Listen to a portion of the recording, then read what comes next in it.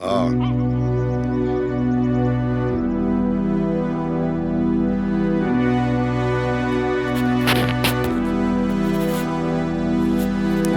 નમસ્કાર, જય માતાજી, જય ભગવાન. સ્વાગત છે એક નવા બ્લોગ સાથે.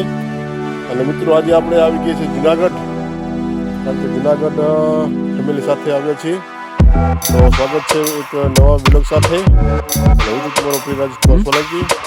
જય માતા, જય ભગવાન. અને મિત્રો, સગા સંબંધીમાં ખેતર છે, વાડી છે, ત્યાં અમે આવ્યા છીએ અત્યારે. તો તમને વાડીમાં શું ગાડી છે એ પણ દેખાડું, અને જુનાગઢનો ગિરનાર છે એ પણ દેખાડું. તો મારી સાથે તમે વિડીયો બના રહેજો મિત્રો. જો મિત્રો, આ છે અમારા સગાની વાડી. વાડીમાં અત્યારે ઘઉં ઉગાડેલા છે. સરસ મજાની વાડી છે મિત્રો. વાડીમાં એક કૂવો પણ છે. જો મિત્રો, આ છે કૂવો. કૂવામાં પાણી પણ છે.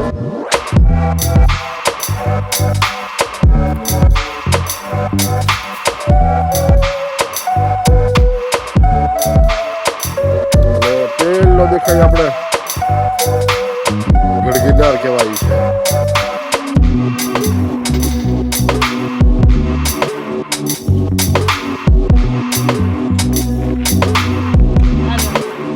હાલો આગળ હાલો. હજી મિત્રો રીંગણીના રોપ પણ છે, ટમેટીના રોપ છે. આ છે ધાણા અને મેથી અને આ રીંગણ.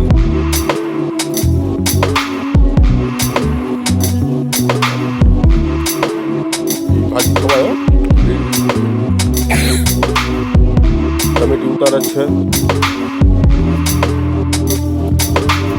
અને આ શું ગુંદા હે?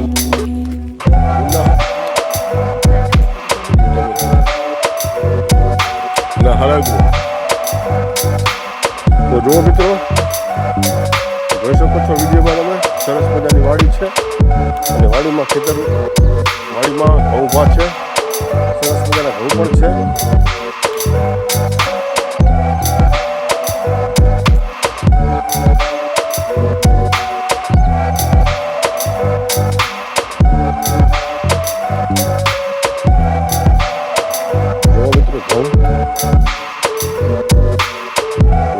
સાથે સાથે અમારા મિત્રો પણ છે, સગાવાલા. અને પેલો દેખાય ગઢ ગિરનાર. જુનાગઢ છે મિત્રો. આ છે જુનાગઢ.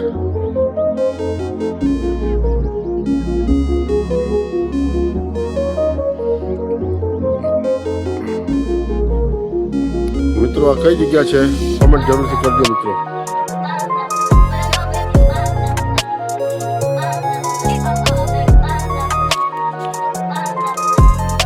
ધીમે ધીમે જઈ રહ્યા છીએ મિત્રો. મારી પાસે ઘઉં છે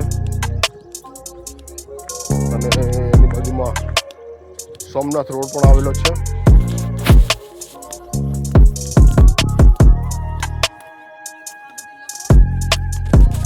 હા,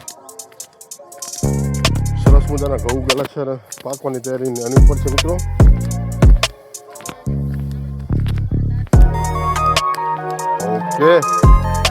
ઓકે ઓકે. અને આ છે મિત્રો આપણે કોથમરી કે એ ધાણા અને ઓલી મેથી, આપણે જે મેથીના ભજીયા બનાવી.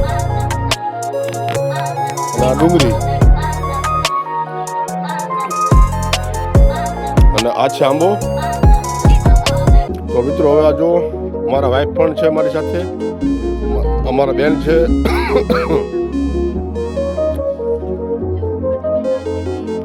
અને આ દેશી ટમેટી કહેવાય મિત્રો.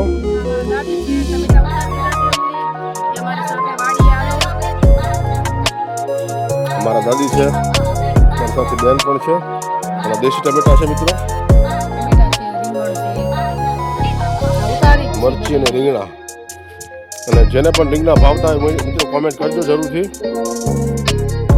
દેશી ટમેટી. ઓકે ઓકે ઓકે દેશી ટમેટી મિત્રો તમારે ખાવી હોય તો હાલો ટમેટા ખાવા. મસ્ત મસ્ત પાકા પાકા ધાણા ભાજી બધું. સરસ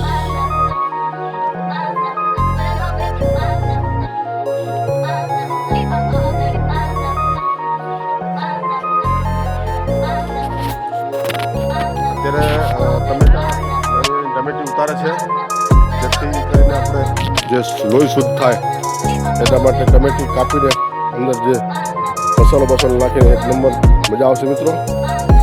જેને ટમેટી ભાવતી હોય ટમેટી દેશી ટમેટી કોમેન્ટ જરૂરથી કરજો મિત્રો. સરસ મજાનું ખેતર છે, વાડી છે મિત્રો, તમે જુઓ. તો મિત્રો વિડીયો કેવો લાગ્યો?